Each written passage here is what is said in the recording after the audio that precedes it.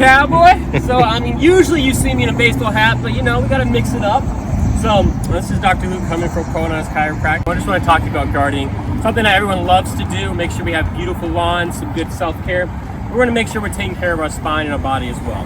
So, obviously, if you have to weed a lot, you wanna make sure you're either getting in good squat position, or you have some knee pads, a good little seat.